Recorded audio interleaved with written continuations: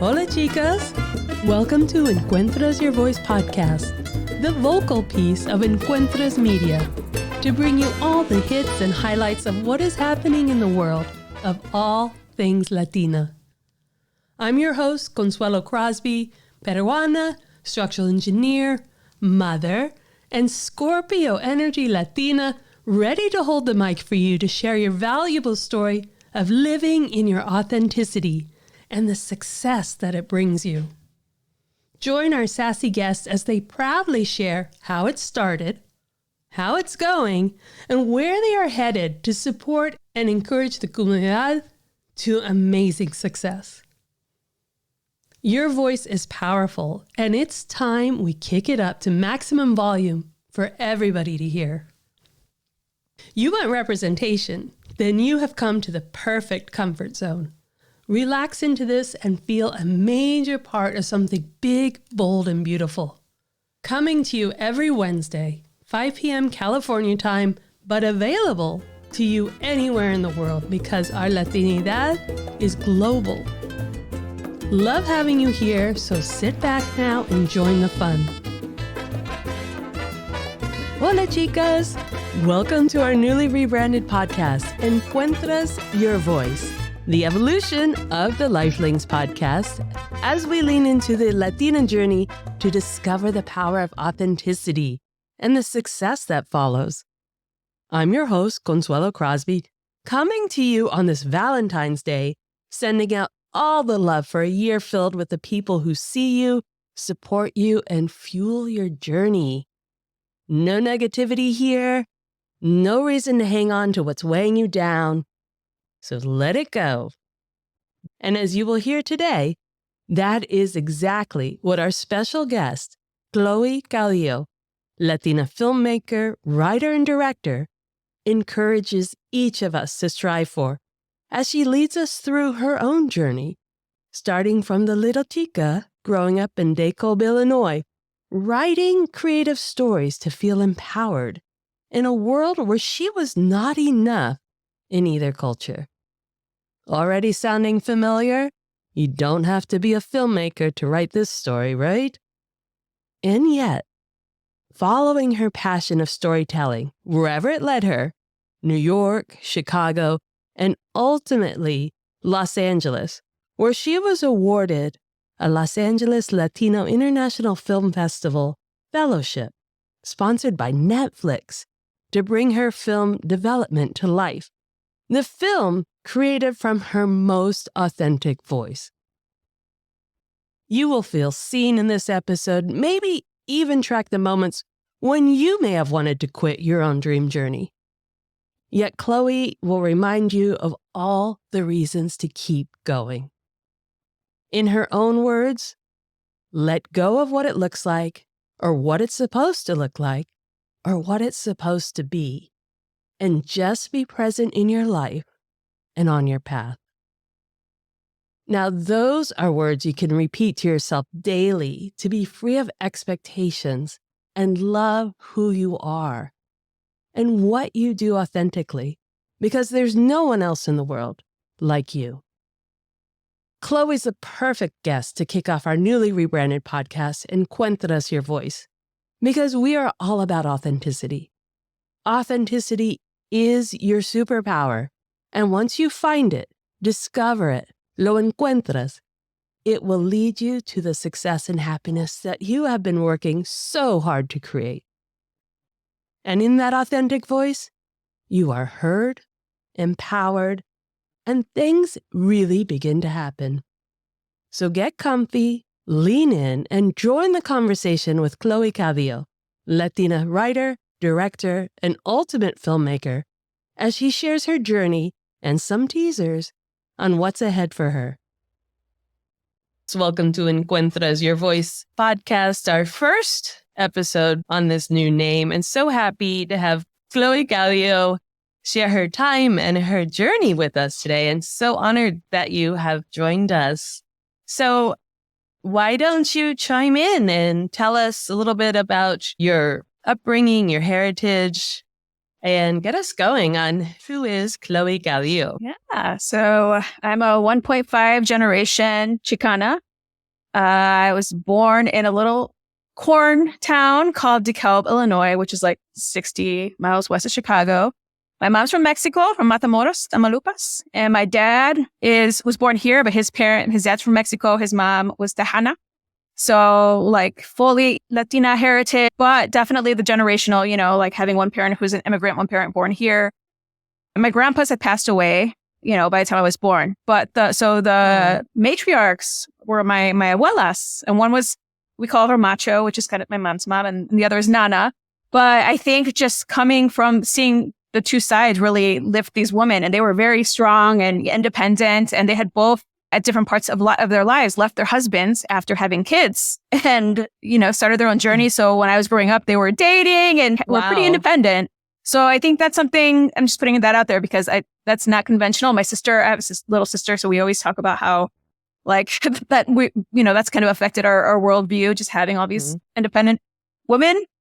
And our mom is the same. She, came here at 21 to the US, worked in a factory most of my life. And then she was a hairstylist. So she would cut hair in our basement growing up.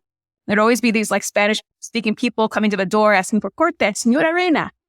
And well, we didn't appreciate it at the time, she really believes in what she does now. She has her own business, which is going on almost, I want to say like 18 or 19 years in our hometown. Wow. Yeah. So just someone who never really, she kind of blazed her own trail, never really took what other people might have put on her, like perception wise. So I think that is something that has obviously fueled my own path as well. Mm-hmm. So my parents are still together and they're super supportive, and I give them a lot because they, I think our family's a little unconventional. I'm super unconventional, and they support us and they love us. What was it like for you growing up in a small town in Illinois? My first language was Spanish, but they threw me into an all English school.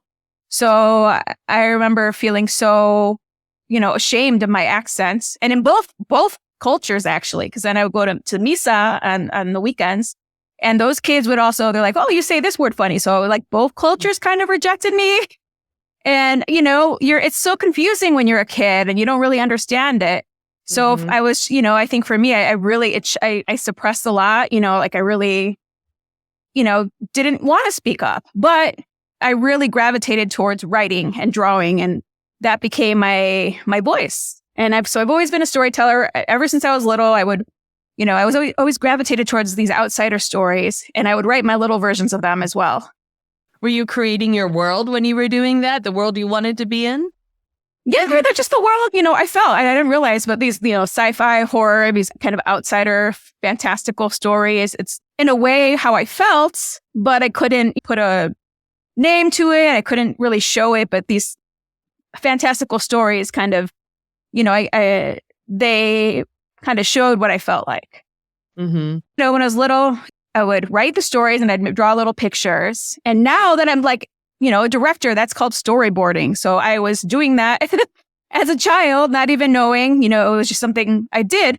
So my whole life, this is always in the background of me writing, creative writing, doing arts. I was always artistically inclined, but it was never something that was encouraged. I never knew you could have a job doing that. Mm-hmm. And so when I went to college, there's definitely this pressure to like go into a real major.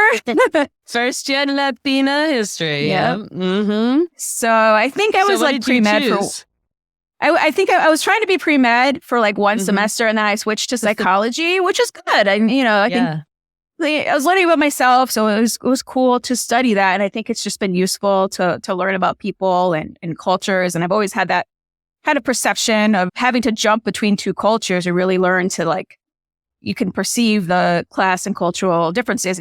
You learn to adapt to kind of whatever situation you're in. My sophomore year, I walked into this cultural house on campus. It's called La Casa Cultural Latina. And they had a newsletter, and I started volunteering there. And I think I started showing up more than the people they were paying. So they offered me a job. And so I ended up being a co-editor with two other lovely women, Latinas. And so that was, it was cool to be doing that and writing and editing. So, and I had my first writing mentor there. Veronica Can, who she worked for the house, and she was the first person who actually told me, like, you could have a career doing this. You have an interesting way of writing and, storytelling. And I didn't know how to pursue that. I remember taking a creative writing class in college, and I wrote a story, again, because my mom's an immigrant, we as kids would volunteer and help families. And I remember writing a story about an immigrant man who moves to the U.S. from Mexico and kind of like the world through his eyes. I remember I was in a room with all these non-diverse classmates, and they kind of spoke to me like, wow, I never thought to think about like what these people, like what their lives are like. And I think that was kind of the first time I'm like, okay, there's just nothing out there that really says that. I mean, there's a couple of movies, growing up. I think El Norte is like my parents' favorites. La Bamba, there's a couple of films out there, like especially when I was growing up, but very few and far between. Sure. So when I didn't see it really out there, that's when you're just filling a need. You don't see yourself. You want to, you kind of fill that void. Yeah. When you were little and you go to school and you're being put into an all English speaking, having only spoken Spanish as a child, and you're realizing, oh, wow, I have to learn this whole new language and learn at the same time. And then you're also learning, oh, and my Spanish isn't quite right either. And you're in the middle of these two. How did that develop as you got older? Where were you on the cultural identity spectrum? Yeah. I mean, as a kid, you're just a constant identity crisis, right? Like, who am I? Why do I feel wrong in both cultures? But I think, as you mature and you start to take the best of both worlds. And I think that's really for me, I took there's things of both that I really liked. There's things, like machismo, that's not, and luckily I'm not from a family that's really, where that's really the case. It's not a problem. But I think there's, but I think there's things that you learn to kind of let go of because, they're not right to you. And so the more that I meet people that are authentic and also kind of come from forging their own paths, I think those are the type of people that as an adult I'm more drawn to. But I definitely have, I have two friends. They've been my best friends since I was like 6. And one was from one world and the other's from the other world. And they're still my good friends. But like they would never necessarily hang out on their own. But, they're kind of like my two, they represent my two worlds very much. So you're bridging them. You are the bridge between the two worlds and actively speaking to it in your writing and in your creative stories and such as you're growing up. Yeah. And then you learn too to kind of suppress. There's certain things that you suppress in one culture and then there's certain things you suppress in the other.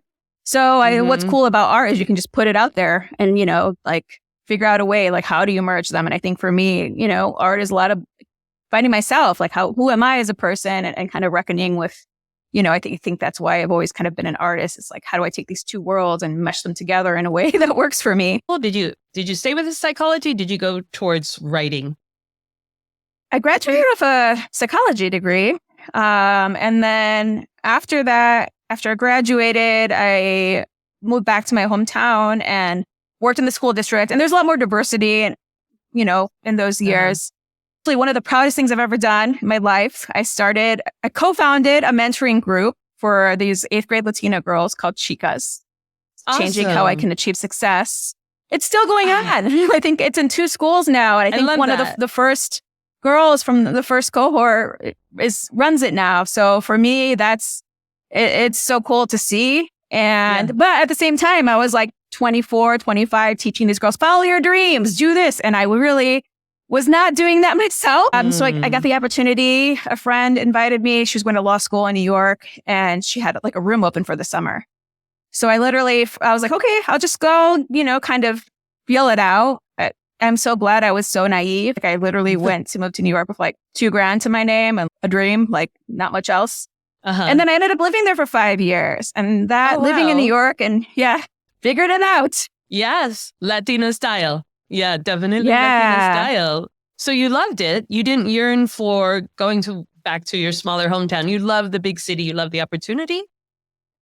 Yeah. And just the people. And New York is such an interesting place. Even, I've lived now in New York, Chicago, and Los Angeles.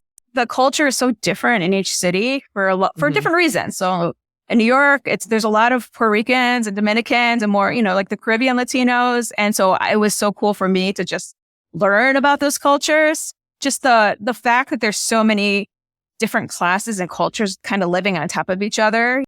You really see the full picture of like how everything's connected, even though it doesn't necessarily appear that way. Mm-hmm. So I think that my experience there informs a lot of the types of stories that I tell, because I'm a culture clash of a person. So I love doing that in my work. And New York is definitely a place where that just happens naturally. New York also has major creativity, lots of filmmaking, lots of studios. Were you leaning towards thinking, okay, here's a place where I could take off in the profession? What I would tell other people is like, you have to live life in order to be able to write about it. So I think the fact that I was in a new world and learning new things and learning about myself, like who am I when my family is not around or when I don't have the support system. So it definitely made me grow. And I have some friends from that city that they're special people forever because of the things that we went through. We're all finding ourselves. Yeah, I love that. So yeah, because that's your 20s and you're just extracting yourself out of that hamster wheel of this is what you do next. Then you do this, then you do that. But now you jumped off this ledge of freedom. And you spend the time in New York. It's a great place to figure out who you are. Totally. But it got hard. I was working in education and all of my artists and teacher friends were getting kind of pushed out of Manhattan. So I think it got to the point where I just felt like, why am I here? It feels so hard to just survive here, And so I needed something else. So I moved back to Chicago and I took a writing class. I signed up for a writing class at Second City. And the reason I signed up was because when my last job in New York, I worked for a nonprofit and Tina Fey was our ambassador. Oh, Tina Fey from SNL and 30 Rock. Is there any other Tina Fey? Oh my Lord. So your universe is leading you on, saying, okay, girl, here we go. Come over here. So she, we had a gala and she was on stage. I didn't get to meet her personally, but she was interviewing my boss at the time. And there's something about the way that she spoke and she was just so sharp and so witty that I was like, I want that, like, how do I get that? And then going to Chicago, you see the advertisements for Second City and she's all over them. Yeah. So I was like, yeah, if this helped her, why not? So I took one class. It was a cold winter in Chicago. So, and it kind of snowballed from there. I met some friends. We started making digital sketches. Yes. Sketch, improv, writing. And then Second City was starting to roll out their own film program. So it was like a year-long filmmaking program. Mm-hmm. And I applied and got accepted into the second cohort ever. Wow. So it's called the Harold Ramis Film School at the time. Congratulations. No, it was cool. And I just started a full-time job. So I did the program while working a full-time job. So it's literally like Garrett was like a blur. It's just working, but feeling so fulfilled, And what's cool about Second City, and I guess the way that they did things, and also the Chicago, it's more indie. So we really get to do a little bit of everything, which I think is so important to be a director or creative, like learning what it feels like to be in the after shoes, learning about editing, learning about sound, like all of these really important aspects of production that all need to come together to tell a cohesive story. Yeah. More opportunity in Chicago for you to play all the different roles, get really into it. But we just know more about it because there's more access and there's more education. There's more transparency about what it takes to make content. And it's not a one size fit all. Like people come to it from all walks of life and there's not a direct way to break into the industry. So, and for me, I've kind of come to peace where I just love creating art. A year ago, I received a grant from La Leaf, and it's funded by Netflix. So it was a grant for $30,000 to make a short film. I cried when I got accepted. Thanks. I mean, the beautiful thing about that... Jump up and down and scream. Yeah. And I think like getting accepted into film school and then getting this grant, it's just... I think in both of those applications, I was very, I'm like, hey, I'm bicultural. Like I have a very unique point of view. And I really tried to be authentic in the things that I submitted. And so the fact that they both accepted my weirdness, will be forever grateful. With La Leaf, it was really a big challenge because you're working in basically a simulated studio environment. So you're getting notes from executives. You have all these deliverables to meet. Wow. And you have to, build a team and maintain the visions. The communities, the Latino communities, Black communities, Asian communities talk about breaking in. It's so hard to get in. And we, as the audience, people are thinking, wow, that's just like, there's this heavy weight of Hollywood that won't allow it to be done. And yet you're saying, no, you can get in. You can get your voice, your films, your writing. It's more about you knowing how to get into these different opportunities. Yeah, I think there's a lot more out there. And also, there's one thing about creating your art and there's another thing about the industry recognizing. Those are two separate kind of things. So I would say if you're trying to make something to get into the industry, it's hard. It's different. Like, I think for me, my journey has just been making stuff that I haven't seen, making stuff that's fulfilling to me, that other people validate or believe in, collaborating with people to come up with things together that we haven't seen and think are interesting. So I think community is so important. My journey was a lot like following my mom, seeing her on the side, kind of building her business, building her own long-term goal. And so for me, it's just like I'm learning, I'm doing it. I don't need permission to. So I encourage anyone who's interested, take a class, find the community. It doesn't matter how, what age you are. I think all of our stories are valid. And it's a lot about collaboration, just like learning how to tell an authentic story and finding others who share your passions and creating things together. Okay.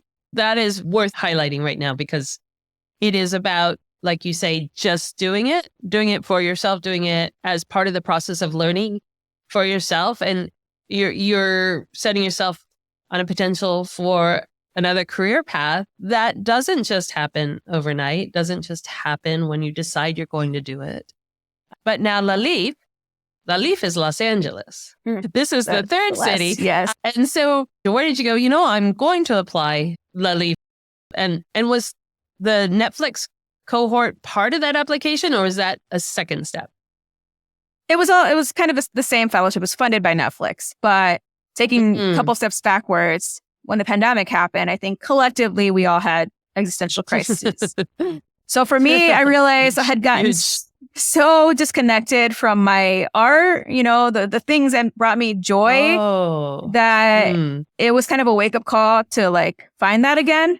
And as soon as I started writing, as soon as I really started telling the story, like the hard, difficult stories, like working through my own stuff, but that's when all these doors started opening. So I really leaned into that. I was starting to get meetings with people in LA. There was starting to be some traction with my writing. I signed with my literary manager the day that I arrived in LA. And that was after having months of meetings. And literally he emailed me like the day before we were starting our cross-country journey. We scheduled a call the day that I arrived. So I arrived, there's nothing in my apartment. Like literally I was on my phone, no electricity and no Wi-Fi. And, so I met with my manager. So yeah. Oh, that is huge impetus. That is, it's like, that must have felt like, oh my goodness, that was not a leap of faith anymore. In that instant, you're like, I am here where I belong. Yeah. Things are going to happen. And again, everything that since then has just solidified for the both of us. La Leaf is Los Angeles Latino International Film. Yes, film festival. It's a film festival. So they have a grant. Yeah, they have a fellowship that's funded through, I think there's a Netflix Creative Fund. So, and they choose each year, I want to say 10 filmmakers. So you're in a cohort and you have to apply with a script. You have to apply for budget. There's a bunch of different essays. I think I had to submit a video. So there's a lot of application materials. You had to submit something you directed previously. So it just happened that I was at the point where I had all of this material and I was qualified for it. But again, it's like all these things over the years that led up to this moment. And that you were in your heart, in your soul, lining up for yourself. You were following some kind of intuition because no one was telling you how to do it. And you were exposing yourself to at least the industry, but it sounds like you were always guiding yourself, whether it was the people, the decision making in Second City, being in New York, something was guiding you towards it. And then you get to Los Angeles and you're prepared with something you had written in a very authentic voice. It feels like putting a stake in the ground. Like, this is who I am creatively. This is what I represent. And bingo, that is the voice that got heard. So let's talk about that script. That script that I got to see the movie. And then I'm thinking, everyone has to see this short. This is fantastic. Talk about the script and the short film that came from it in that La Leaf cohort that was sponsored by Netflix. Yes. So I applied to the fellowship with a script called Development. It's about a Latina professional who advocates for herself to be a part of a leadership seminar, only to realize that all the trainees are expected to become literal clones of the Nepo baby boss. In this journey, who just happens to be a white man. Shocking. Yes. And in this journey, she connects with a fellow outsider, and together they must figure out how to stop the cloning. It's a genre smash of things, but the story came to me, again, just feeling like I was going through an existential crisis. I think I was approaching my 40th birthday. And again, I had these kind of dual paths, and I think I just felt very stuck in both, and just feeling like I see people kind of picking one lane and succeeding, and why does it feel like I'm so much slower? And being a certain age, and just feeling like like who am I still? Like what is my future? And so it really came from a place of vulnerability. And again, I have gotten so many other rejections at this point from other projects. I'm like, let me just write what is the craziest thing that I could write that is so me that no one else could write this way.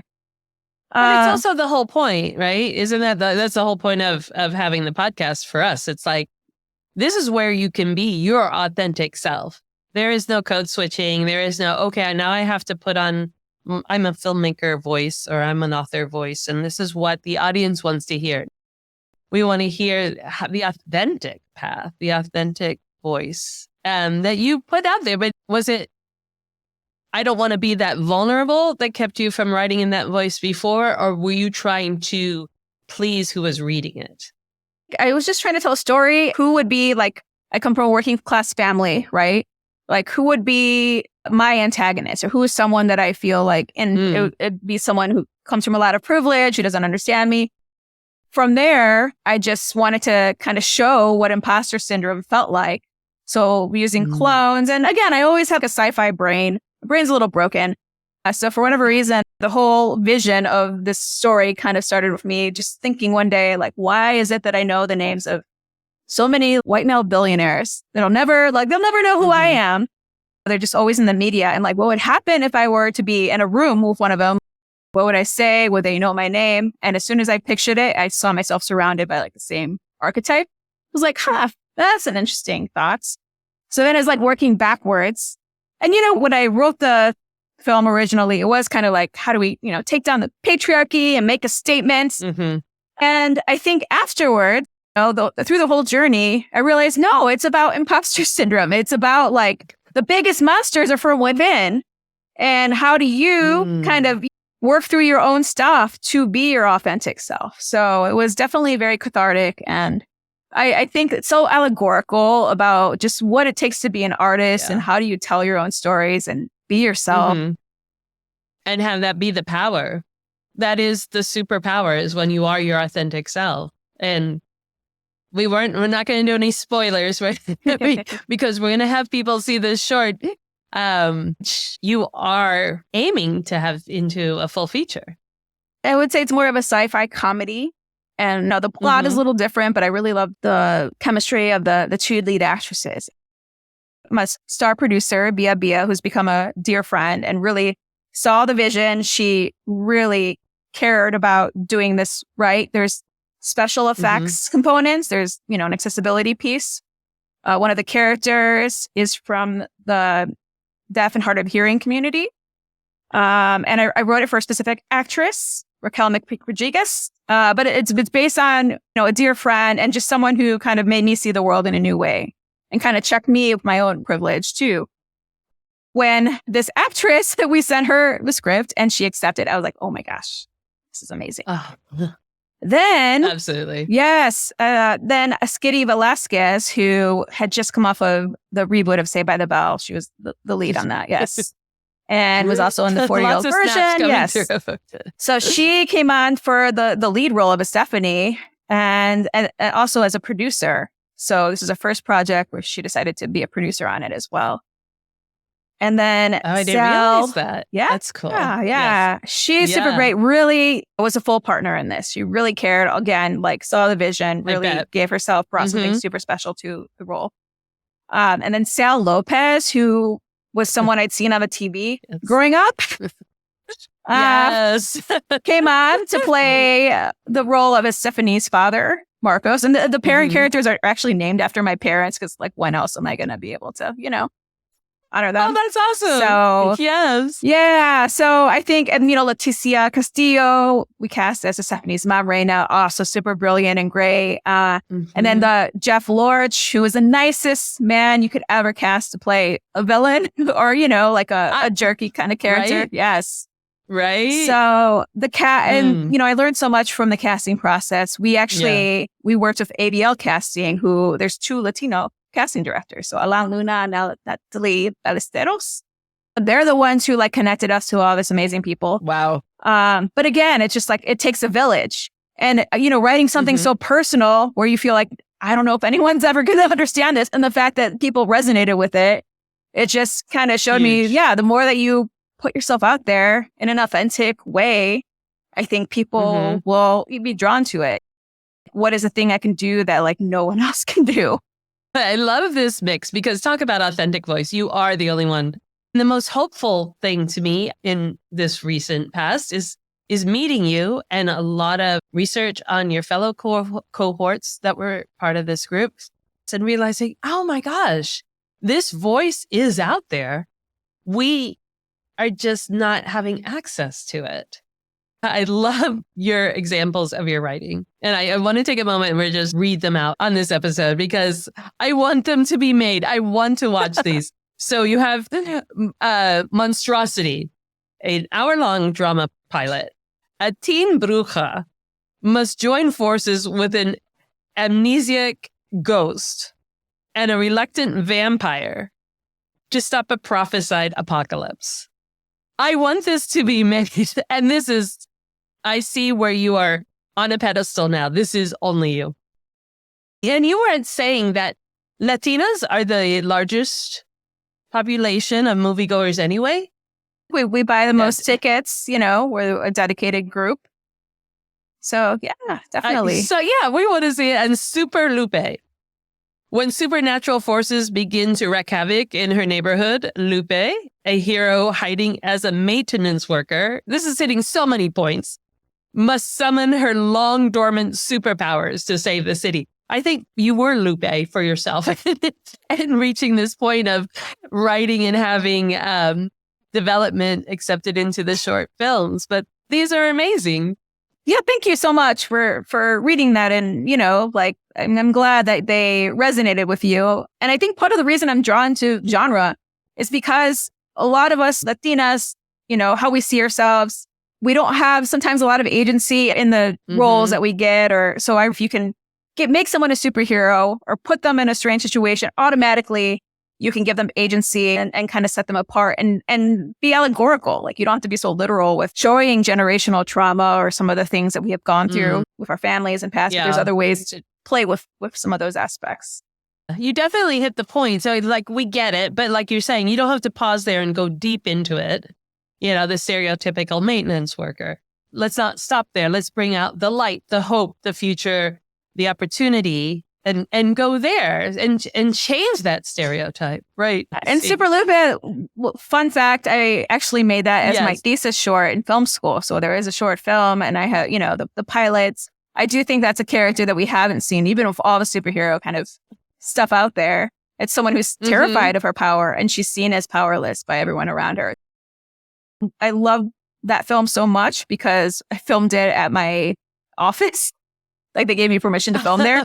And the actual maintenance, the Latina maintenance worker who, Veronica, she let us use, she saw us rehearsing and I told her about the project. She's kind of, she was a friend. And so she let us use her actual, equipment and uniform. So that was so special. She got a special thanks. But, and then, when I've screened it at places, the people that come up to me to talk about it, it just makes me so happy. And it's more of an ode to, the first gens, the immigrants who come here and like, you don't know what they've been through. And you kind of just see them at face value sometimes. So I really wanted to change the narrative. Where's the Latina Buffy? What's our version of that? Totally. So I could imagine when people are watching your movies, watching these shorts, and if something resonates, it's like, oh, wow, that's right. I'm still holding myself back. I'm still not being my authentic self because this is making me want to bring it out more, right? Yeah. And I think you're right on. Even though I tell like fantastical stories, the characters all have really human emotions, and even the monsters and the other types of creatures, it's like they're complex, and I try to make them, three-dimensional. I'm so drawn by how do you show some of these things you can't see or can't touch in society. And that is kind of just what I'm drawn to as a creative. Yeah, they're fantastic because just personally, and everyone's going to be different. I think that's the beauty of what you're putting out there. It's very open for everyone to have their own personal experience with it, have their own personal experience in understanding what you're portraying. But yet, I would say, personally for me, that's like, okay, I've lived that monstrosity as with my own siblings. They're the monsters. They're the ones that are just creating this, oh my goodness, hellacious world. Yeah, I would want to be the slayer. I would be that slayer. And I think you are. I think you are in a very non-literal sense, but I think you carry that spirit. Yeah. With writing, they say that sometimes the more authentic that you make something, the more universal it is. So I think those things where, you can have these made up characters, but you give them your flaws, you give them, hopes and dreams and challenges. And that's what people are drawn to. Yeah, we see ourselves in that because you're not interested in someone who's perfect and has it all and it's so easy. It's like, yeah, right, whatever. That's not real. Like I've really put in the work to study, to learn the crafts. And again, the industry, it's changing, but it's not just the one thing that you make. You have to keep creating. You have to learn. Like rejection is 99% of the experience, and it's all the things you don't see. Oh, that sounds so insanely difficult to put yourself through over and over. But then the power of the passion that makes it, okay, just part of the process. Like accepting this is part of the process, but at least I get to get my work out there, my voice out there, my authenticity out there. What can we do as the audience, as potential investors, as affecting change to have the Latina and the Latino filmmakers work brought out to more accessible? As community, number one, nurture the artists. They're there. They're the kids. They're the neighbors. They're our cousins. So nurture the artists. Number one, encourage them to do it. Yes. Mm-hmm. And number two, like what we consume. We do have shows, support them, watch them, building that base, having a dedicated base. And not every Latino show is going to be for all of us either. Just don't watch the things that feel like they're pandering to us. Right. There's a difference. Find the difference. Like just because they're on the screen doesn't mean that it came from an authentic voice, genuine voice. Right. How do you see your life changing now? Are you entering into ownership of a different Chloe than you've been in the past?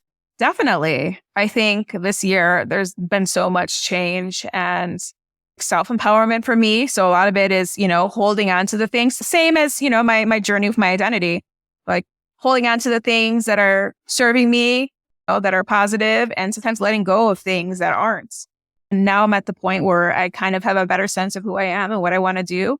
So being more intentional with the steps that I'm taking to get there and trying to do it with as much, love and care and consideration as possible.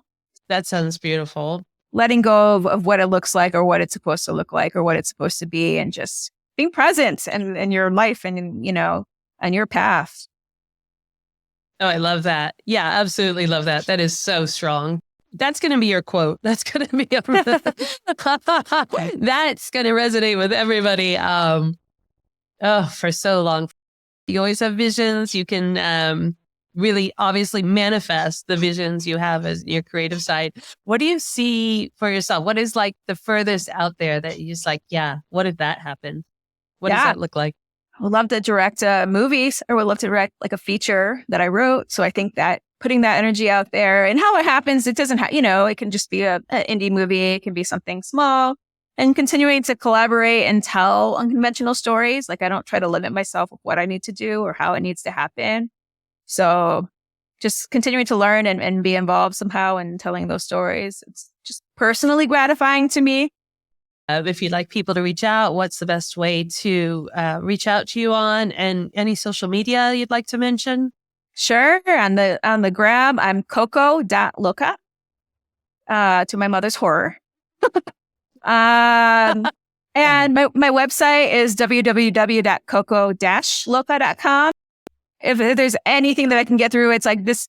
It's been a journey for me to get here, and I'm so proud of all the little imperfect things I've made on the way to development too. It's something I'm learning, I'm growing. So I'm just enjoying the ride, and definitely if anything speaks to you, happy to hear it. Always. Awesome. You're a pleasure. Oh my God, absolute pleasure. Love this. Do you have a favorite cafecito place? I do. It's Picaresca Barra de Café. It's here in LA. I want to say Boyle Heights. So they have a little pop-up at Silver Lake, but they're they're a Latino-owned coffee shop. So they have this awesome cafe de olla. So. Is that your favorite then? Oh, I love it. I try to do a rip-off at home, but it's not the same. And that's why we thank God they have them. Yeah.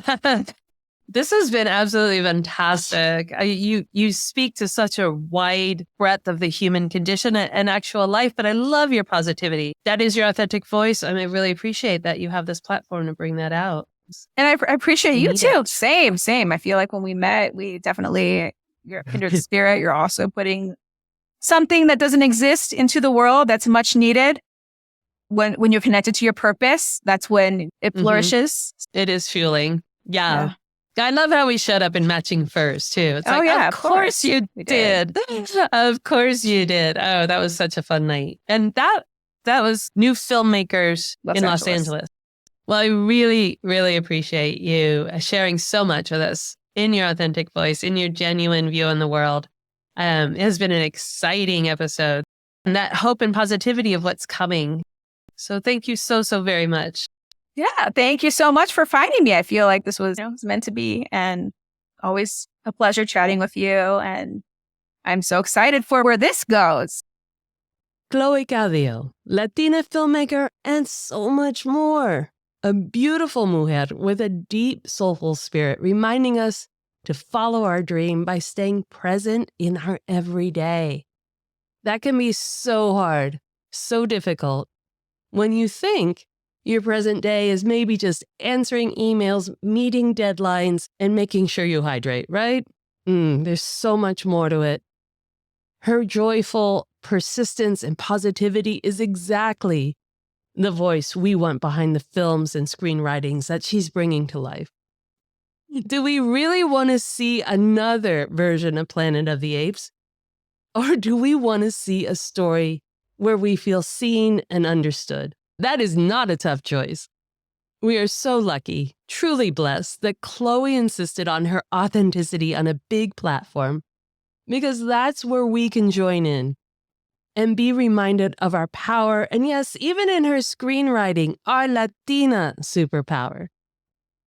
So join us next week for our Pod Club episode, where we focus in on the gems we heard here today from Chloe and how it applies to our everyday.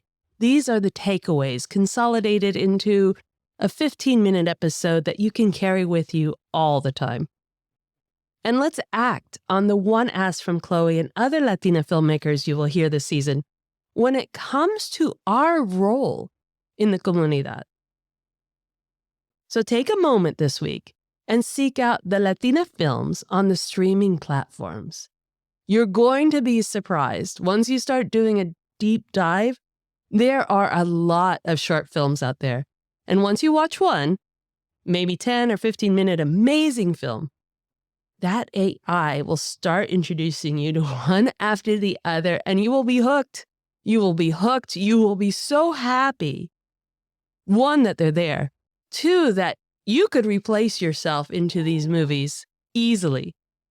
But it is up to us to discover them, watch them, and follow the filmmakers, the actors, and the crew in solidarity so that they can keep doing their dream, which is entirely benefiting all of us on the other side of the camera.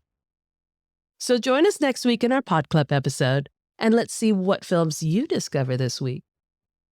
Always appreciate you in this community. You are everything. And together, we are glorious. We are powerful. And we are changing how things have been done.